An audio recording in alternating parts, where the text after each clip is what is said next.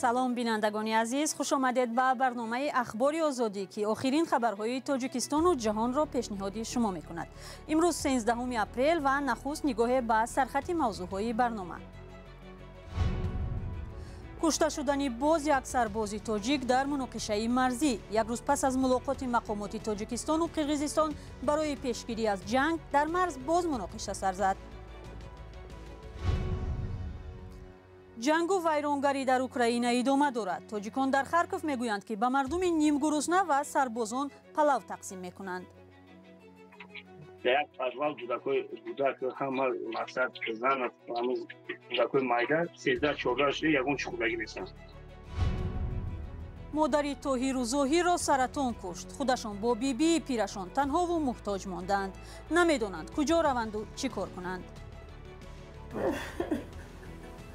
بگم پدرم بومر بیاد چیکار میکنه دیگه میرم کلینیکشون میکنه همسینفا میوردم میکنه. дар натиҷаи низоъ дар марзи Тоҷикистону Қирғизистон дар шаби гузашта як марзбони тоҷик кушта шудааст. мақомоти Қирғизистон аз захмӣ шудани ду сарбози худ хабар медиҳанд. тирандозиву хунрезӣ дар марз як рӯз баъд аз он рух дод, ки мақомоти ду тараф дар исфара нишастанду гуфтанд, ки чӣ кор бояд кард то низоъ такрор нашавад. Фарзон Муҳаммадӣ ҳамкори мо ба наздикии маҳалли ҳодиса рафт ва аз он ҷо гузориш медиҳад. мақомоти ноҳияи дӯстии вилояти Хатлон гуфтанд, ки дар муноқишаи шаби гузашта дар марзи Тоҷикистону Қирғизистон як марзбони тоҷик кушта шудааст. Зоир Саидумарови 27 сола сокини ноҳияи дӯстии вилояти Хатлон буд. Даврон Нишонзода раиси ноҳияи дӯстӣ дар суҳбат ба Радиои Озодӣ гуфт, маросими видо бо марзбони кушта шуда нимарӯзи 13 апрел баргузор шуд. пештар манобаи Радиои Озодӣ гуфта буданд, ки дар тирпаронии шоми сешанбе сержант Зоир Саидумаров аз қафаси сина ва шикам тир хӯрдааст. ба гуфтаи манбаъ бо сабаби 4 тир хӯрдан табибон натавонистанд Саидумаровро аз марг наҷот диҳанд. муноқиша ва тирпаронии шоми 12 апрел дар байни деҳаи Хистеварзи ноҳияи Бобоҷон Ғафурови Суғд ва деҳаи Борбордуки ноҳияи Лайлеки Ботканд рӯй дод. Матлуба Ҷурабоева, муовини раиси ҷамоати Хистеварзи Тоҷикистон, марзбонҳои кишвари ҳамсояро ба сар задани тирпаронии шоми 12 апрел муттаҳам кард. дар қисми низомие ки дар назди сарҳади ҷамоати деҳоти Хистеварз амал мекунад, вақте ки сарҳадбонои мо ба хизмати худ машғул буданд, сарҳадбонои Қирғизистон пайдо мешаванд ва онҳо хостанд ки бо онҳо гуфтушинид кунанд. сарҳадбонои мо вақте ки ба назди онҳо наздик мешаванд, ба тарафи сарҳадбонони мо онҳо тир мекушоянд. дар ҳамин вақт сарҳадбонони мо низ ба онҳо тири ҷавобӣ мекушоянд ва дар натиҷа як нафар марзбони Қирғизистон захмӣ мегардад.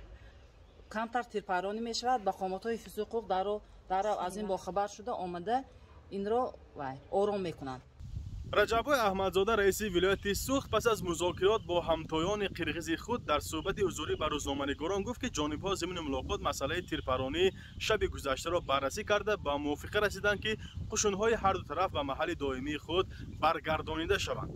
масъулон аз ҳарду ҷониб хостори таъмини ҳаёти осоиштаи сокинони назди сарҳадӣ гардида таъкид карданд, ки сабабу омилҳои муноқишаи ахир пурра омӯхта шавад. мақомоти Қирғизистон гуфтанд, дар тирпаронии шаби гузашта як сарбози он кишвар захмӣ шудааст. муовини раиси ҷамоати Хистеварз мегӯяд, ҳоло вазъ дар минтақаҳои марзӣ ором аст, ҳарчанд баъзе аз сокинон мегӯянд аз такрори чунин ҳодисаҳо нигаронанд. вакилони парлумони Тоҷикистон хушбинанд, ки бо ҷонибдорӣ аз як санади ҳамкорӣ миёни Душанбеву Москав имкони дарёфти нафақа барои муҳоҷирони меҳнатиро фароҳам оварданд. вале ҳуқуқшиносоне, ки дар Русия бо муҳоҷирони кори тоҷик сару кор доранд, бар ин назаранд, ки ин кор ба осонӣ ба даст намеояд. таъмини нафақаи муҳоҷирони кории тоҷик дар Русия чанд сол боз мавриди баҳс қарор дошт. рӯзи 13 апрел ин мавзӯъ дар ҷаласаи парлумон ҳам баррасӣ шуд. Шаҳлои Абдулло ва Алишер Зарифӣ дар он ҷо буданд. вакилони маҷлиси намояндагон созишномаи байни Русия ва Тоҷикистонро бобати ҳамкорӣ дар соҳаи нафақа тасвиб карданд. санад таъмини нафақаи онҳоеро, ки дар кишвари ҳамдигар кор мекунанд, пешбинӣ кардааст. яъне шаҳрони Федератсияи Россия дар Тоҷикистон фаъолияти меҳнаташро анҷом дода, бо риояи муқаррароти қонунгузории Тоҷикистон ҳуқуқ ба нафақа ба даст овардааст پس تاجیکستان وظیفه‌دار است که به او متناسباً به سابقه مهنتی در اساس قانون‌های عملکننده جمهوری تاجیکستان نفقه تعیین کند. талабот барои сокинони ҳарду кишвар пардохти ҳатмии андози иҷтимоӣ буда ҳаҷми нафақа аз он бастагӣ дорад. дар гузашта баъзе аз муҳоҷирони тоҷик гуфта буданд ки солҳо дар русия қонунӣ кор карда молиёт супурданд, аммо намедонанд ки ба онҳо нафақа дода хоҳад шуд ё не. масъулини оҷонсии суғуртаи иҷтимоӣ ва нафақаи тоҷикистон аз вуҷуди мушкилиҳое ҳарф мезанад ки барои даст ёфтан ба нафақа дар пешорӯи муҳоҷирони корӣ қарор дорад. онҳое ки мисол тӯли солҳои қаблӣ дар федератсияи раисияи коргарния ёки дар чи ки агар ки бошанд ба синни нафақа наздик омаданд аллакай бароянд ҳамин ҳуҷҷатҳошонро дар фондҳои ҳифзи иҷтимоӣ ба қайд гиранд, рафта аз кумитаи андоз маълумотҳоро мегиранд, омада пешниҳод кунанд ки то ки дар фондҳои ҳифзи иҷтимоӣ ҳисоботи ҳамаи бошад. ҳарчанд вакилони парлумон ва мақомоти тоҷик хушбинанд ки бо тасдиқи созишнома роҳи муҳоҷирони тоҷик барои дарёфти нафақа дар ватан боз мешавад, вале бархе ҳуқуқшиносон назари дигар доранд. дар мақомоти федератсияи Россия бюрократия дар сатҳи олӣ мебошад ва барои ҳамин ва хусусан вақте ки муҳоҷир барои амалӣ ёки қонунӣ гардондани ягон кори худ ҳуҷҷат пешниҳод мекунад ба тарафи мақомотҳои давлатии федератсияи Россия, нисбати муҳоҷирон аз тарафи кормандони ҳар гуна мақомотҳои давлатӣ сахт назорат карда мешавад ва гӯем ки ҳуқуқи онҳо ҳам ки дар сатҳи олӣ риоя карда намешаванд. طبق اطلاعی غیررسمی بیش از 1 میلیون شهروندی تاجیکستان در روسیه کار میکنند و سهم آنها در رشد اقتصاد کشور و تأمین روزگاری خانواده‌هایشان مهم ارزیابی می شود. بسیاری از آنهایی که در آنجا کار کرده و به سن نفقه رسیدند نمیدانند که حالا می توانند در زمان پیری این کمک را بگیرند یا نه.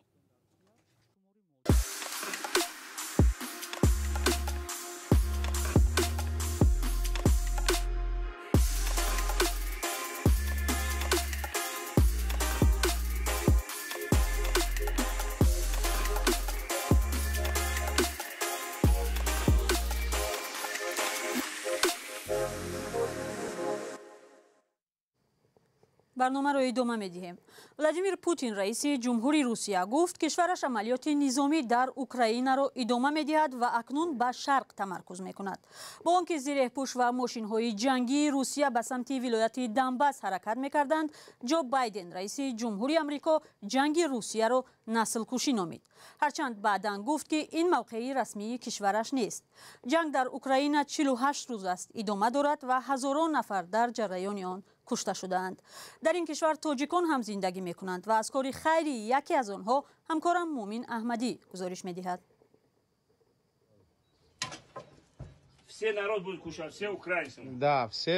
محمد رحیم خالف تاجیکی مقیم اوکراین که گاه گاه در توی تاجیکانی خارکوف آش میپخت، حالا این کار را هر روز انجام میدهد. او برای صدها غیر نظامی و نظامیان در این شهر یک هفته باز آش میپزد.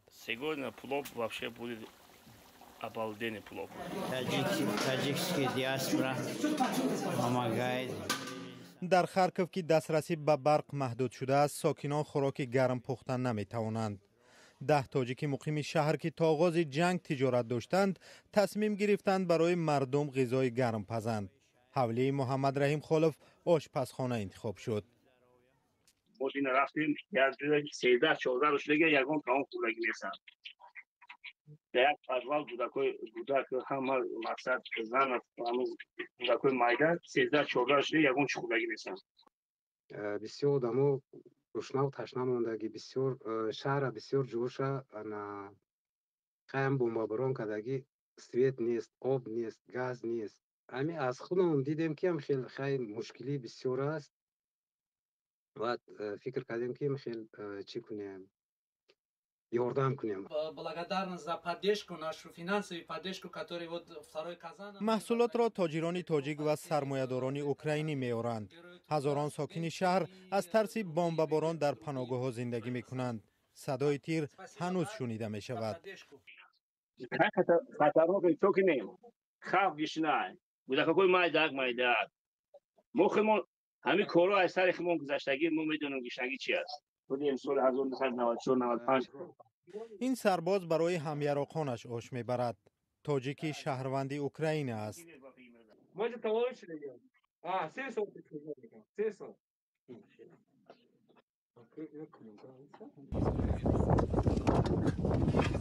ساکنان محلی از اقدام تاجیکان به خوشی استقبال کردند. شما به خانواده های ما، کودکان، زنان و پیران خوراک گرم کمک کردید.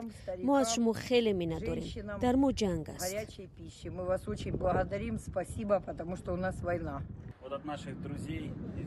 این دوستان ما از تاجیکستان پلو خوب پختند و همه را خوراک میدهند. تشکر بچه ها. سلامتی و صلح میخواهیم. به دلیل کمک پولی ناچیز و تنگدستی تعدادی از خویشاوندان افراد معلول در تاجیکستان رو به کمک خواهی می آورند. ده نفر برای یاری در طبابت فرزندان خود به مردم مراجعت می کنند. یکی از این خانواده ها که 2 معلول دارند می گویند برای طبابت آنها همه داراییشان را فروختند و به نتیجه نرسیدند و حالا زندگی سختی را پشت سر می کنند.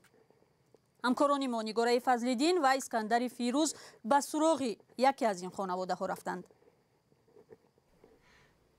طاهر و ظاهر میرزایف ها 2 برادر معیوب مادرزاد بسیاری وقت خود را در خانه در بری هم میگذرانند.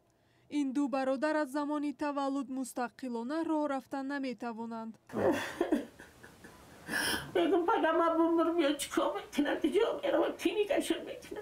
همسینفا میوردم بیتنک. آنها تا حال از مقامات تاجیکستان کمکی چشمرس دریافت نکردند. تنها یک مرتبه کارمندان ساختارهای دولتی از دلسوزی برایشان 150 سومانی و 5 اوربچه یا پامپرس توفه کردند. گفت وزارت تندرستی بده چی بده او جابرمون او دادمون که مقطع چی دبرین پلکین که 2000 دبرین همون جدین شد پلکین که 2000 تلفن کرد نمیادمیه همه طرف ای پامپرس ای پول ای پشوکای کودکورا تامین کنه گفتن اگه گرفتن ایامو آدمو خچون دستمی جنگ کن. برادران طاهر و ظاهر میرزایف ها همراه با پدر و بیبی و خواهر خود در خانه اجاره در دوشنبه زندگی میکنند. برای اجاره منزل هر ماه 1000 سومانی پرداخت میکنند. پولی که برای یافتنش رو به رحم خدایند. بنفشه نظر و مادر این 2 معیوب سال 2019 در پی بیماری سرطان درگذشته و حالا مسئولیت نگاهبینی آنها بر دوش بیبیشان مانده است. تا این اواخر پدرشان تاکسی رانی میکرد اما ماشین اجارهش را صاحبش بازپس گرفته است. هر یک خرخوی باشه یک صاحب یک منزل ممکنه نکجون. در تاجیکستان حدود 150,000 معیوب زندگی می کند که تقریباً 25,000 نفر از آنها کودکان می باشند. هرچند مقامات تاجیک خود را جانبدار کشوری اجتماعی معرفی می کند ولی شکایت های نفران معیوب از آن گواهی می دهد که در زندگی چنین افراد مشکلاتی حل نشده خیلی زیاد است. در وزارت تندرستی می گویند کمک پولی 500 سومانی برای هر یک نفر کمبزاد در تاجیکستان از سوی رئیس جمهور کشور داده می شود ولی این خانواده با این کمک ها برخوردار نیست. شما شاهد زنده است که سال گذشته 50% نفقه اینا از حساب اندازه یخل زیاد کرده شد. ظاهر نسبت به طاهر با دشواری هم باشد حرکت می کند اما برای حرکت وی هر ماه 1 جفت پایپوش لازم است. این دوچرخه را هم خیرخواهان برایش دادند که اکنون با سبب کهنه شدن با دشواری حرکت می کند.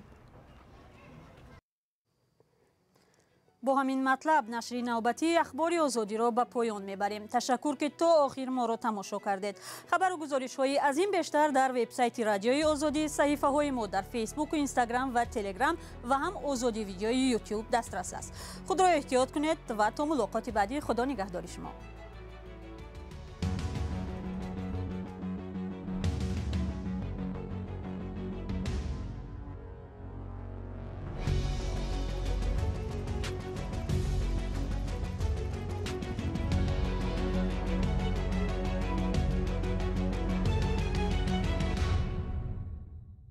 Property.